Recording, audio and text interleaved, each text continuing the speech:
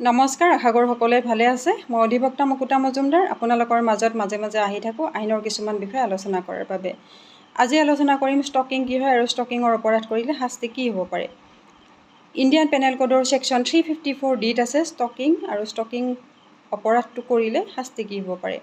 যদি এজন পুৰুষে এজনী মহিলাক এনি টাইম ফ'ল' কৰি থাকে, তেওঁৰ পিছে পিছে ঘূৰে, তেওঁ ক'ত যায় ক'ত নাযায়, কি কৰে কি নকৰে, সেই গতিবিধিবিলাক এনি টাইম লক্ষ্য কৰি থাকে, সেয়া ফিজিকেলি হওক বা ছ'চিয়েল মিডিয়াত হওক বা ডিজিটেল যিকোনো প্লেটফৰ্মতেই যদি তেওঁক সেই ধৰণৰ মানসিক অত্যাচাৰ কৰি থাকে, তেওঁক হেৰাছমেণ্ট কৰি থাকে, যদি হোৱাটছআপত এনি টাইম মেছেজ কৰি থাকে, যদি কল কৰি থাকে, কিন্তু সেই মহিলাগৰাকী সেই মানুহজনক ভাল নাপায়, তেওঁৰ সেই আচৰণ, তেওঁৰ সেই গতিবিধি লক্ষ্য যে কৰি থাকে এইবোৰ তেওঁ ভাল নাপায়, আৰু তেওঁ যদি এইবিলাক অতিষ্ঠ হৈ পেলাই পুলিচ কমপ্লেইন কৰে, তেতিয়াহ'লে কিন্তু পুলিচে সেই ব্যক্তিজনক ৱাৰেণ্ট নোহোৱাকৈ এৰেষ্ট কৰিব পাৰিব।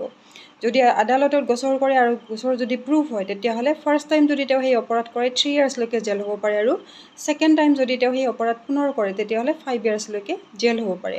গতিকে এই ধৰণৰ কথাবিলাক প্ৰত্যেকেই জনা উচিত, কাৰণ এই ধৰণৰ কাৰ্য বহুতেই কৰে।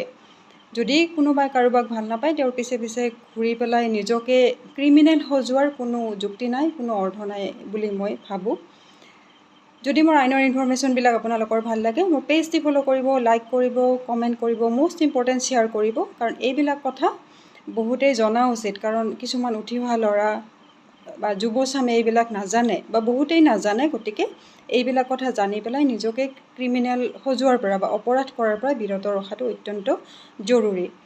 আজিলৈ এইখিনি, আকৌ আহিম নতুন ভিডিঅ'লৈ আপোনালোকৰ মাজত। ধন্যবাদ।